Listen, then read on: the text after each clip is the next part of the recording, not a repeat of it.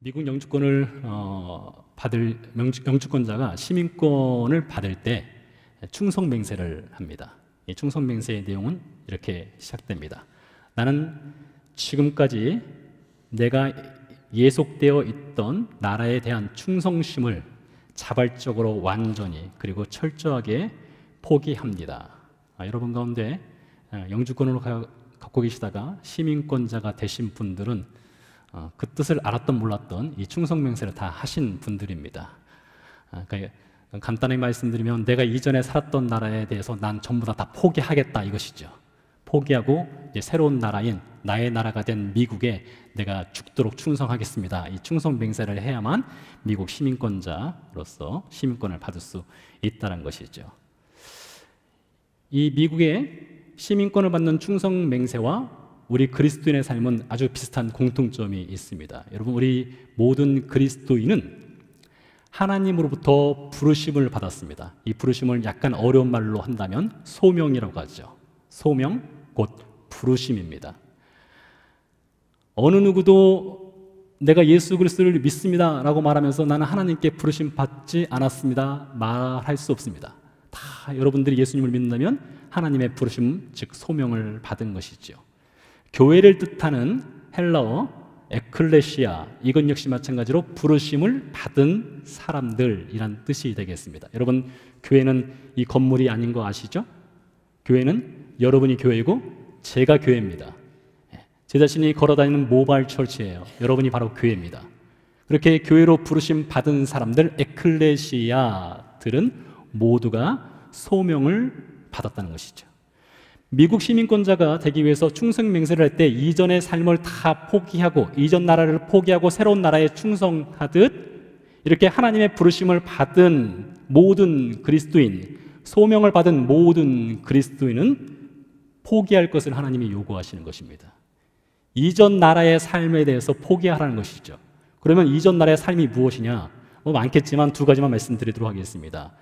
성경은 우리가 예수 그리스도의 은혜로 구원받기 이전에 우리의 삶의 자리를 두 가지를 얘기하는데요. 첫 번째는 로마서 3장 9절 10절에 그 말씀이 나와 있습니다. 이 자리는 죄의 자리입니다. 죄의 자리요. 내용은 이렇습니다. 그러면 어떠하냐? 우리는 나으냐? 결코 아니라. 유대인이나 헬라인이나 다 죄 아래에 있다고 우리가 이미 선언하였노라. 기록된 바 의인은 없나니 하나도 없으며. 바울사도가 한 얘기인데요. 바울사도가 말하기를 이 세상에 존재하는 모든 사람들은 다 죄 아래 있다라는 것이죠. 그래서 그리스도인이 되었을 때에 그 죄로부터 벗어나서 하나님의 백성이 되었다는 것인데요. 이 성경의 모든 내용은 우리의 죄를 고발하는 내용입니다. 특별히 구약성경 창세기부터 신명기까지 내용을 읽어보면 율법이라고 하죠. 이 율법의 내용에 우리 자신을 비춰보면은 죄 짓지 아니한 사람 한 사람도 찾아볼 수 없다는 것이죠. 그래서 구약성경 시대 당시에는 이 죄를 범한 사람들이 죄 용서받기 위해서 지은 것이 홀리 템플, 성전입니다. 이 성전이라니까 거룩한 전이 아니겠습니까? 거룩한 집이 아니겠어요? 근데 그 거룩한 집에서 실제적으로 벌어지는 것은 죄를 씻는 것입니다. 그래서 이 성전은 다른 말로 말하면 죄를 씻는 목욕탕과 같습니다. 그러니까 성전에 날마다 가서 죄를 씻는 거예요. 하나님 말씀에 비춰보면 죄인이라는 것을 깨달아지기 때문에 하나님의 성전을 찾을 수밖에 없는 것입니다. 저와 여러분도 이 성경 말씀에 우리 자신을 비춰본다면 누구 하나 죄 안 졌다 말할 사람 없습니다. 모두가 다 죄인이라는 것이죠. 바로 소명을 받았다는 것은 이 죄의 자리에서 빠져나오는 것을 뜻하는 것이고요. 두 번째 자리가 있습니다. 이 두 번째 자리는 죄인의 특징이 있는데 이 죄인은 어떤 특징이 있는가 하면 항상 자신의 삶의 주인입니다. 자신의 삶의 주인이에요. 제가 얼마 전에 프랜스 첸이라고 하는 아주 유명한 목사님 계시죠. 단순히 이름이 유명한 것이 아니라 그분의 삶이 정말 멋집니다. 그분의 설교를 한편으로 들었는데 요즘 세대는 셀폰 세대 아니겠습니까? 그래서 셀폰을 가지고 사진을 찍는데 사진을 찍을 때 항상 좀 셀카라고 하지 않습니까? 항상 자기가 중심이 있는 사진, 자기가 중심이 있는 사진 찍지 않습니까? 그것을 가지고 말씀하시기를 오늘날 세상 사람들은 모든 것이 자기가 중심이다. 내 중심으로 모든 것이 돌아가야 된다. 그것이 세상 사람들이 사는 삶의 모습이라고 했습니다. 이 죄를 지은 사람들의 특징이 바로 그렇습니다. 죄인의 삶의 특징은 하나님을 내 삶에서 빼내고 그 자리를 자신으로 채우는 것입니다. 그래서 항상 자기가 주인이죠. 그 대표적인 인물이 누가복음 12장에 등장을 합니다. 누가복음 12장에 보면 성공한 부자 이야기가 나옵니다. 그는 성공했습니다. 농사를 지었는데 농사가 잘 됐습니다. 곡식 쌓아놓을 곳이 없어서 창고를 더 지어야 할 정도였습니다. 그래서 그가 고민하죠. 아하, 내 영혼아 어찌할까? 곡식이 너무 많구나. 이제 편히 먹고 편히 쉬자 라고 그가 이야기를 하죠. 그때 하나님께서 이렇게 말씀하셨습니다. 아주 간단하게 그 성공한 부자를 향해서 어리석은 자여, 다른 말로 말하면 이 정신 나간 사람아, 그렇게 했던 것입니다. 이 정신 나간 사람아, 다 성공했다고 믿고 정말 성공해서 편안한 노후를 준비하고 있는 이 인생을 향해서 이 정신 나간 사람아 라고 말한 것입니다. 그러면서 예수님께서 이렇게 말씀하시죠. 오늘 밤, 누가복음 12장 20절 말씀에 보니까 오늘 밤 내가 네 영혼을 도로 찾으리니 그러면 네 준비한 것이 누구의 것이 되겠느냐라고 말했습니다. 오늘 밤 내가 네 영혼을 도로 찾으리니, 이 말씀은 무엇입니까? 부자는, 이 성공한 부자는 자기가 자기의 인생의 주인이고 생명의 주인이고 시간의 주인이고 물질의 주인인 줄 알고 자기 중심으로 살았습니다. 그런데 주님께서 말씀하십니다. 네 생명의 주인, 시간의 주인, 물질의 주인이 바로 나다. 내가 원하면 언제든지 그거 도로 찾을 수 있다라고 말씀하시는 것이죠. 근데 안타깝게도 여러분, 세상에 사는 사람들이나 그리스도 예수를 영접하고 소명을 받았다고 하는 그리스도인이나 너나 할 것 없이 이 가치 기준이 사라졌습니다. 하나님의 삶의 주인인지 자신의 삶의 주인인지 그것이 오락가락할 때가 너무나 많다는 것입니다. 그래서 누구나 할 것 없이 성공과 승리에 함몰되어서 그것을 바라보고 그것을 향해서 쫓아다니는 인생들, 세상 사람만 있는 것이 아닙니다. 교회 안에도 있습니다. 이렇게 자기 자신이 주인이 된 인생을 살아가는 사람들을 향해서 솔로몬이 아주 간단하게 그 인생을 이렇게 정리해서 말하고 있습니다. 전도서입니다. 전도서 1장 2절 말씀 보니까 솔로몬이 말하기를 헤벨, 이 뜻은 숨 한 번 내쉬는 것입니다. 인생이 무엇이냐? 숨 한 번 내쉬는 것이다. 그렇게 짧은 인생을 사는 것이다. 여러분, 솔로몬은 정신 나간 사람이었습니다. 우리가 보기에는 지혜로운 사람이죠. 성공한 사람이죠. 영화로운 왕이죠. 그보다 더 영광을 누린 왕이 어디 있겠습니까? 그러나 솔로몬이 그 인생 마지막에, 그가 아마 60세 정도 살았던 것 같아요. 결코 길지 않은 인생을 살았는데 그 많은 영광을 누린 다음에 죽기 전에 그의 펜대리 잡고 쓴 글인 전도서에서 말하기를 헤벨, 인생 아무것도 없구나, 정신 나간 인생을 살았구나 스스로 고백하고 있는 것을 볼 수 있습니다. 그러면서 솔로몬이 전도서 마지막 장에 이렇게 말합니다. 어떻게 우리가 정신 나가지 않은 인생을 살아갈 수 있을까?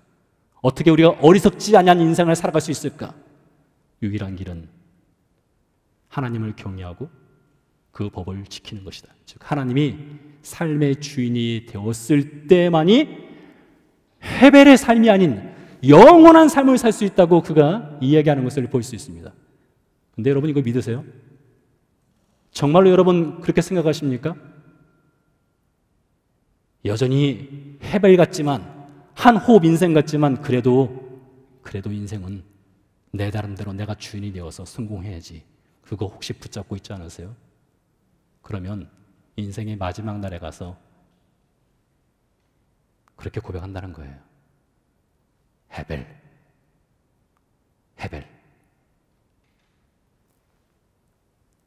이렇게 삶의 두 자리, 죄인의 자리, 자신이 인생의 주인이 되었던 그 자리에서 벗어나서 새로운 삶을 살도록 하나님이 부르신 것, 그것을 소명이라고 합니다. 그러므로 여러분, 미국 시민권자가 되기 위해서 모든 것을 다 포기하고 과거의 것을 포기하고 새로운 삶을 향해서 내가 충성하겠습니다 라고 말하는 것처럼 우리 그리스도인은 반드시 그 과정이 필요합니다. 저나 여러분이나 모든 그리스도인들은 반드시 죄의 자리를 떠나는 것이 필요하고요, 자신의 자리를 비우고 하나님이 자신의 삶의 주인이 되도록 하는 그 자리가 반드시 필요하다는 것이죠. 그래서 오늘 본문은 이렇게 소명을 받은 사람인 예레미야가 어떻게 소명인으로서 살았는가를 우리에게 가르쳐주는 본문이 되겠습니다. 하나님이 우리를 소명인으로 부른 것처럼 예레미야를 부르셨습니다. 그때는 주전 627년경이었습니다. 사람들은 얘기합니다. 예레미야가 언제 부름을 받았느냐?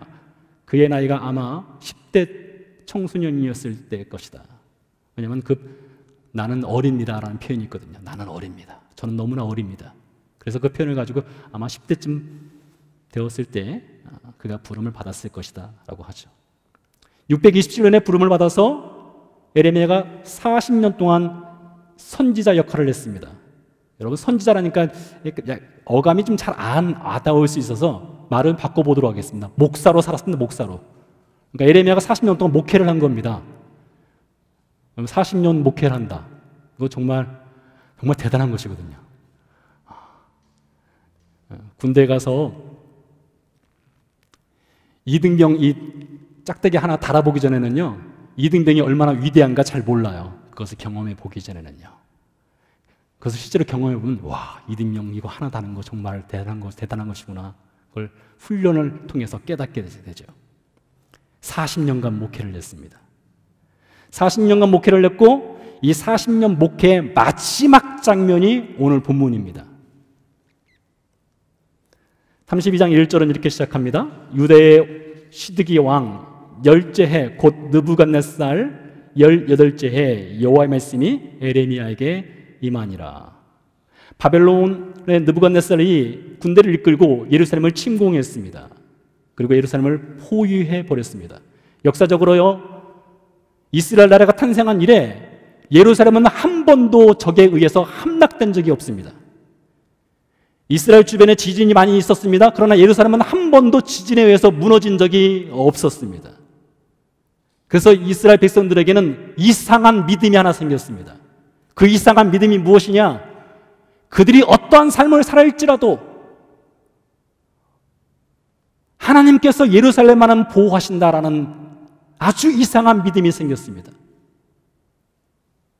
하나님의 성전이 예루살렘에 있기 때문에 아무리 무수한 적들이 쳐들어와도 하나님은 이 성전을 위해서라도 예루살렘을 보호하신다라는 헛되고 이상한 믿음이 있었습니다. 그래서 바벨론 군대가 예루살렘을 포위하고 있음에도 불구하고 그 과거의 경험 때문에 유대 백성은 하나님은 우리를 보호해 주실 거야. 왜요? 성전이 거기 있으니까요.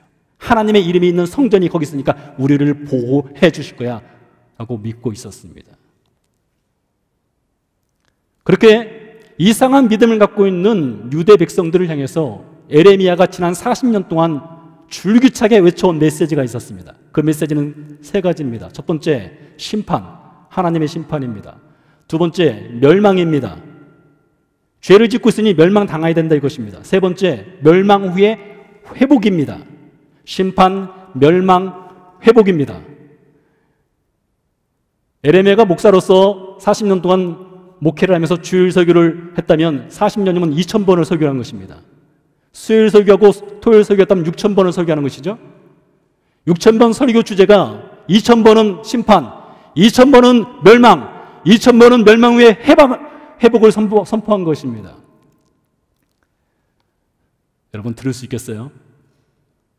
제가 만약에 이 자리에 서서 앞으로 목회하는 내내 계속해서 여러분에게 심판의 설교하고 멸망을 설교한다면 여러분 그거 듣기 굉장히 귀에 거슬릴 겁니다. 한두 번도 아니지 10번, 20번, 20번, 40번 그런 설교를 한다면요. 근데 40년 동안 같은 메시지를 외쳤으니 유대 백성들 귀에 예레미야의 말이 들어오질 않는 것입니다. 왜요? 과거 역사를 봐도 하나님이 예루살렘을 보호하셨거든요. 그들이 아무리 어떤 죄를 지어도 보호하셨거든요. 그래서 그 이상한 믿음 때문에 에레미야가 무슨 말을 해도 듣지 않는 것입니다.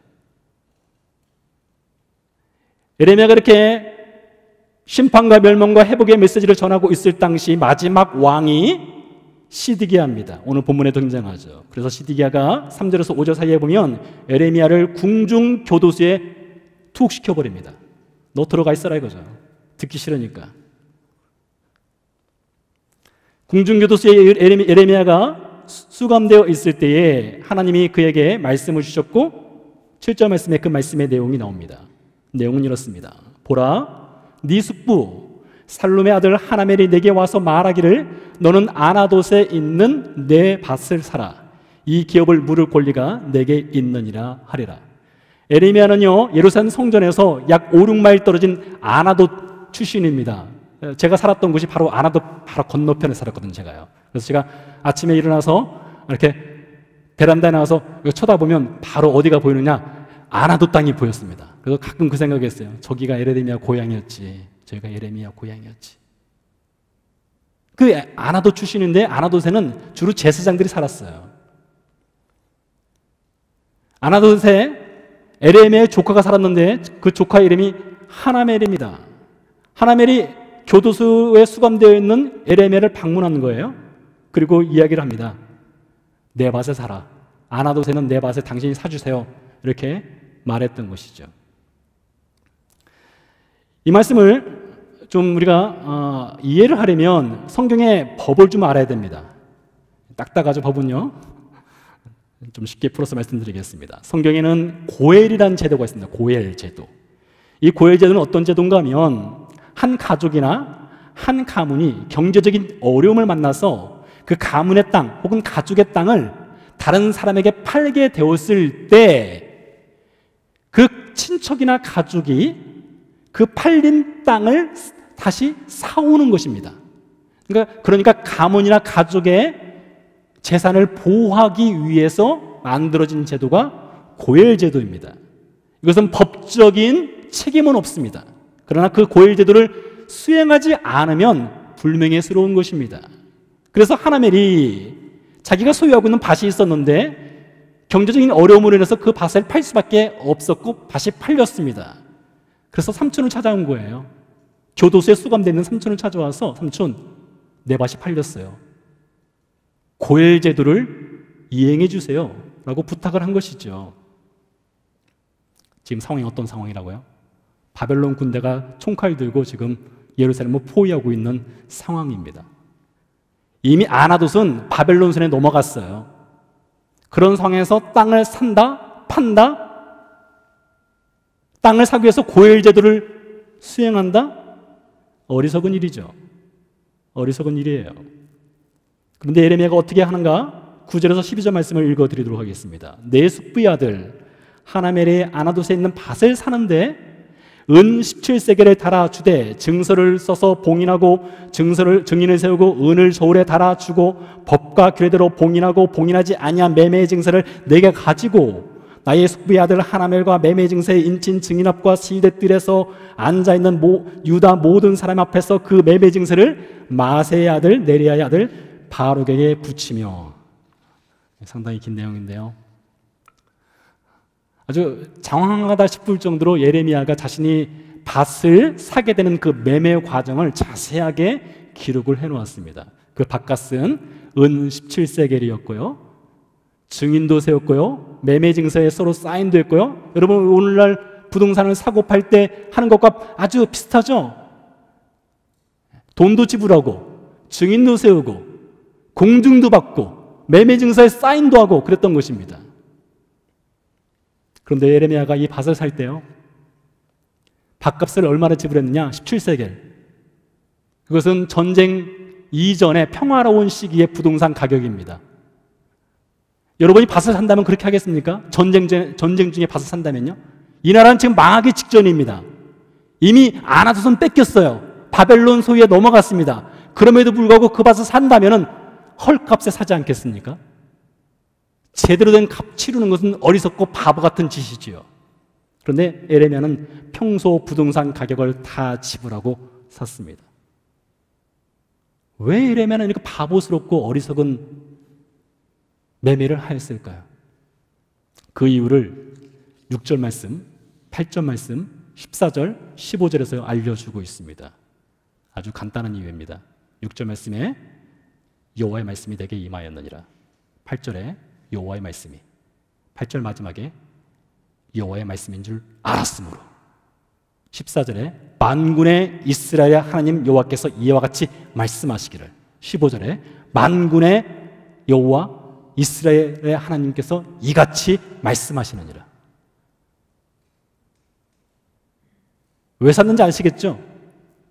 전쟁 중에 헐값으로 살 수 있는 밭, 안 사도 되는 밭, 고일제도를 수행하지 않으면 불명예스럽더라도 교도소에 있으니 안 사도 된다는 충분한 핑계를 댈 수 있음에도 불구하고 그 밭을 산 이유, 하나님 말씀하셨으니까요. 하나님이 말씀하셨으니까요. 하나님이 살아계시니까요. 모두가 조롱하고 비웃고 세상의 웃음거리가 되고 바보 소리 듣는다 할지라도 예레미야는 손익 계산하지 않았습니다. 자기 생각 놓지 않았습니다. 자기 주장하지 않습니다. 왜요? 소명을 받은 사람은 자기 주장대로 살지 않기 때문입니다. 소명을 받은 사람은 자기 생각대로 살지 않기 때문입니다. 누구 생각대로요? 하나님의 생각대로요. 그렇기 때문에 자기 생각 빼고 하나님의 말씀에 순종해서 밭을 산 것이죠. 이게 소명받은 사람의 삶의 특징이라는 것입니다. 지난 7월 18일 날, 그날은 제가 캔자스에서 비행기를 타고 마지막 청빙 과정을 밟기 위해서 우리 세수만교로 올 때였습니다. 비행기를 타고 오는 중에 미션 드래프트라고 하는 책을 읽었습니다. 탈선의 관입니다. 그러니까 사람이 무엇인가 가치 기준이 있는데 그 가치 기준으로부터 벗어나고 탈선한 것에 관한 내용입니다. 이 책의 저자는 국제 기독교 단체인 호프 인터내셔널 대표인 피터 기어가 이 책의 저자입니다. 첫 장 내용은 이렇게 시작합니다. 이 호프라고 하는 단체는 아프리카와 아시아에 있는 가난하고 굶주린 아이들을 돕는 구호단체입니다. 호프 단체를 돕는 많은 기업들이 있었는데 그 기업 중에 천문학적인 금액을 기부하겠다 약속한 기업이 나타났습니다. 같이 그래서 자리에 앉아서 의견 조율을 하는데 그 기업의 대표가 피터 기어와 그 동료들에게 이런 얘기를 했습니다. 우리가 천문학적인 금액을 기부할 테니 대신에 호프가 갖고 있는 그 가치, 그 정신, 기독교적인 색깔을 톤 다운 하십시오. 약간 누그러뜨리고 약간 지우십시오. 그것이 유일한 요구 조건이었습니다. 여러분, 구호단체는 돈이 없으면 구호활동을 할 수 없지 않습니까? 돈은 반드시 필요한 것이죠. 기업의 후원을 받아야만 구호활동을 할 수 있었던 것이죠. 그래서 피터 기어의 동료들이 피터에게 이런 얘기를 했습니다. 우리가 좀 톤다운을 하자. 톤다운 하면은 이 많은 돈을 받아서 아프리카와 아시아의 가난한 아이들을 얼마든지 수십만 명의 아이들을 도울 수 있지 않느냐. 그런 얘기를 했습니다. 고민되지 않겠어요? 피터 기어도 몇 날 며칠을 고민을 했습니다. 고민을 하고 결론을 내렸습니다. 이 호프가 세워지게 된 설립 정신과 설립 목적은 예수 그리스도의 복음과 사랑을 전하기 위한 것이었습니다. 따라서 기독교의 색채를 톤 다운 시키는 것은 설립 정신을 무너뜨리는 것이라고 결론 내렸습니다. 결국에 거절했습니다.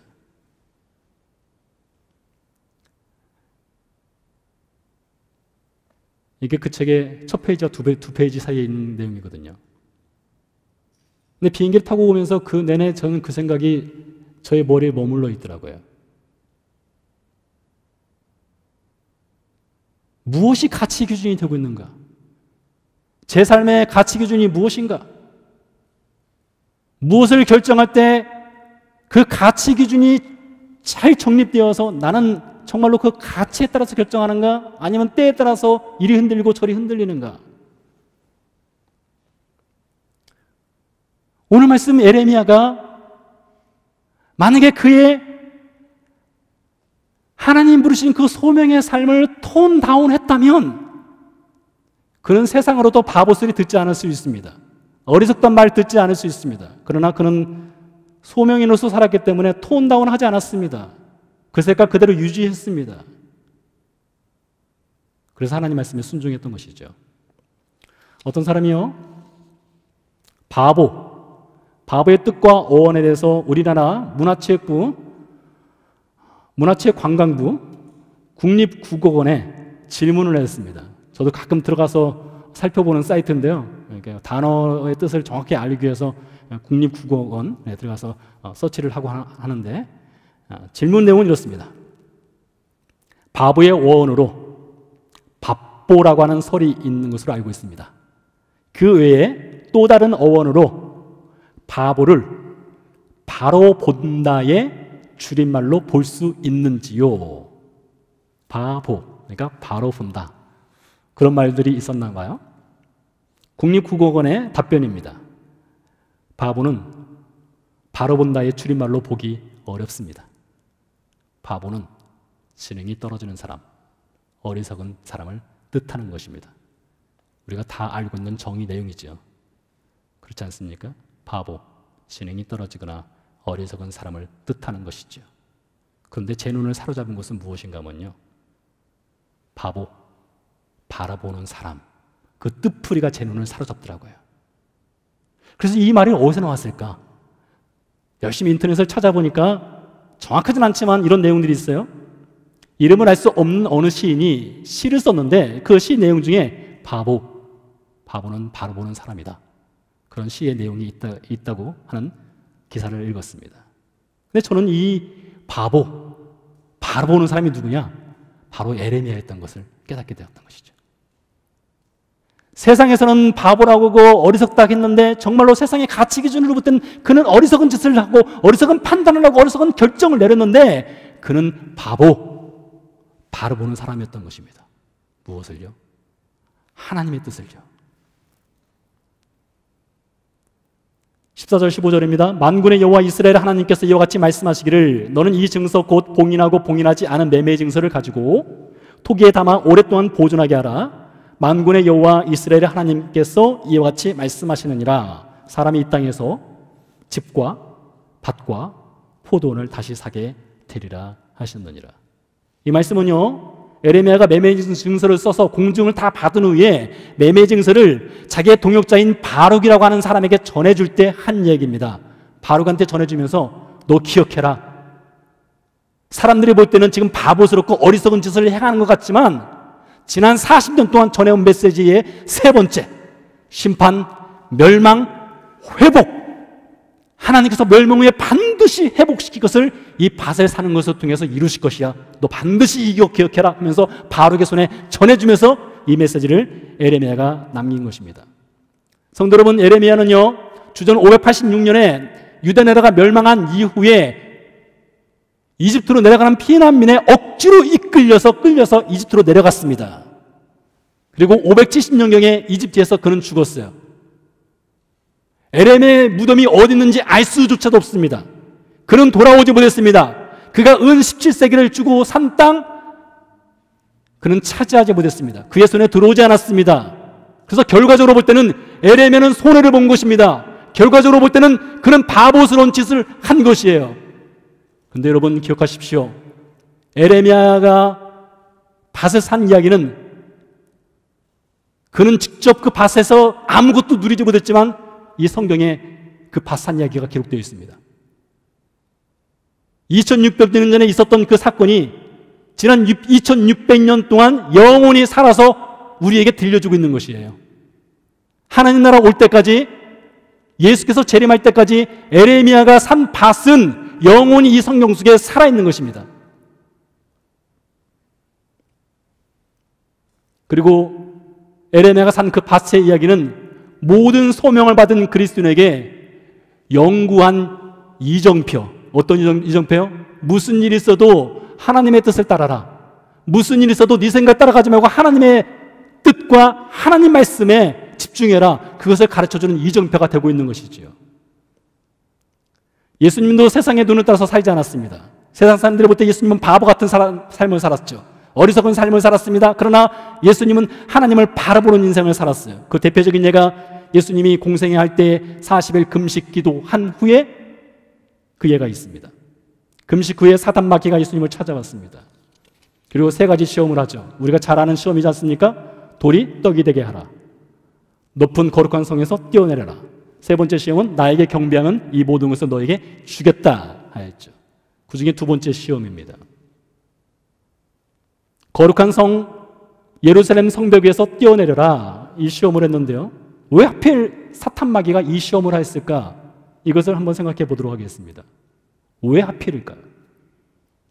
예수님 당시에는요, 유대인들이 메시아를 얼마나 기다렸는지 모릅니다. 메시아가 언젠가 오신다, 메시아가 언제 오시다. 그들은 늘 메시아를 기다렸어요. 근데 누가 메시아냐? 메시아가 오시면 메시아의 특징이 있어야 되는데, 메시아를 알아볼 수 있는 눈이 있어야 되는데, 그게 무엇이냐? 그걸 알아야 정확하게 아, 이분이 메시아구나 할 수 있지 않겠습니까? 그래서 한 가지 거짓말 같은 믿을 수 없는 이상한 믿음, 이상한 풍문이 하나가 돌기 시작했습니다. 그 풍문은 메시아가 오시면 메시아가 예루살렘 성전을 보호하고 있는 그 성벽 위에서 뛰어내릴 것이다. 그리고 그는 아무런 해도 받지 않을 것이다. 그러면 그분이 바로 메시아다라는 풍문이 돌기 시작했습니다. 그 소문이 점점 퍼지면서 유대인들은 그것을 믿게 되었습니다. 예수님 시대 당시에 예루살렘 성전을 둘러싸고 있는 그 성벽은 돌이 46개 층으로 되어 있습니다. 미터로 32m고요. 피터로 104피터입니다. 아파트 층수로 말하자면 10층 높이입니다. 뛰어내릴 수 있겠습니까? 다 죽죠. 근데 그곳에서 뛰어내려서 살아남으면 메시아라는 것이죠. 사탄 마귀가 예수님을 시험하면서 지금 유대인들은 전부 다 메시아를 기다리고 있는데 유대인들이 기다리는 메시아는 저 성벽 위에서 뛰어내리는 메시아다. 거기서 살아남으면 너는 유대인들로부터 환영받을 수 있는 메시아가 될 수 있는 거야. 그 시험을 하는 것입니다. 예수님 어떻게 하셨습니까? 주 너희 하나님을 시험하지 말라. 하나님 말씀으로 간단하게 그를 물리친 것을 볼 수가 있으시지요. 왜요? 예수님은 바로 보는 분이셨기 때문입니다. 하나님의 뜻이 무엇인지, 하나님이 원하시는 것이 무엇인지를 바로 볼 수 있는 분이시기 때문에 사탄의 시험을 간단하게 하나님 말씀으로 물리쳤던 것이죠. 그러면 우리가 이렇게 하나님의 소명을 받고 에레미야가 그 소명인의 삶을 살아갈 수 있었던 것, 그것을 따라서 어떻게 우리도 그렇게 살아갈 수 있을까요? 어떻게 하면 우리가 그리스도인으로서 이 소명의 삶을, 그 좁고 협착한 그 길을 에레미야처럼 걸어갈 수 있을까요? 우리는요, 이 에레미야서 32장에 기록된 이 사건이 기록된 그 시기를 잘 볼 필요성이 있습니다. 이때는요, 에레미야의 목회 40년 차입니다. 목회 마지막 해 쓴 것이에요. 목회 마지막 차에 가서 그가 세상의 바보 소리를 들으면서도 하나님을 바라보는 사람으로서 이 장면에서 온전히 순종하거든요. 그러면 에레미야의 목회 40년 중에서 39년, 35년, 25년, 1년, 그때는 어땠을까요? 에레미야가 태어나면서부터 처음부터 심장에 나는 하나님께 절대로 순종한다, 무슨 일이 있어도 순종한다, 그 믿음 갖고 태어난 사람이 에레미야였을까요? 그렇지 않습니다. 이번 설교를 준비하면서 예레미야서 1장에서 52장 중에서 25장을 읽어봤습니다. 1장에서 25장까지만 읽어도 에레미야가 이 하나님의 소명을 받은 후에 얼마나 갈등했는지를 충분히 엿볼 수 있습니다. 에레미야 시대에 하나님을 두려워하지 않고 하나님을 무시하고 성공과 승리에 함몰되어서 자기 자신이 인생의 주인이 되어서 살아가는 사람들 성공했습니다. 잘 살았습니다. 부자가 되었습니다. 그것을 보면서 에레미야가 주님, 저 사람 도대체 뭡니까? 저렇게 악한 일을 행하는데도 어떻게 저렇게 부자로 살 수 있습니까? 에레미야인데 큰 질문이었습니다. 그가 늘 심판, 멸망 메시지를 전하니까 전국적인 왕따가 되었습니다. 에레미야를 죽이자는 동호회까지 있었습니다. 비룡과 조롱, 치욕, 모욕을 당했습니다. 에레미야도 번아웃 될 때가 있었어요. 그래서요. 지치고 쓰러질 때가 있었습니다. 도저히 이 길을 걸어갈 수 없었다라고 그가 스스로 고백할 때가 있었습니다. 그래서 심지어 말하기를 하나님의 하자도 끊이고 싶지 않습니다 라고 말할 때도 에레미야한테 있었던 것입니다. 그런데 그가 40년을 걸어갔네요. 어떻게 걸어갈 수 있었을까요? 사실 간단합니다. 어렵고 힘들 때, 지쳐 쓰러졌을 때, 그 길을 걸어갈 수 없다라고 포기하고 싶을 때 하나님께 매달렸거든요. 에레미야서를 읽어보세요. 그가 가장 어려울 때 어디 있었는가 하면 그는 항상 기도하는 자리에 있었습니다. 하나님을 찾는 자리에 있었어요. 그가 포기하고 싶어도 하나님의 자리였어요. 그가 지쳐 쓰러졌을 때도 하나님의 자리였어요. 그가 40년 목회를 해 나갈 수 있는 모든 자리에는 항상 하나님 자리에서 그가 있었던 것이죠. 어떻게 우리가 예레미야처럼 그 길을 걸어갈 수 있습니까? 날마다 이 좁고 협착한 그리스도인의 길을 걸어가면서 날마다 주님께 매달리는 것입니다. 어떤 순간이어도 어떤 상황이든지 그 상황 가운데 주님께 매달리는 것입니다. 그러면 주님께서 그 길을 끌고 가시는 거예요. 언제까지요? 40년 목회 마칠 때까지요. 찬양 드리고 기도하겠습니다.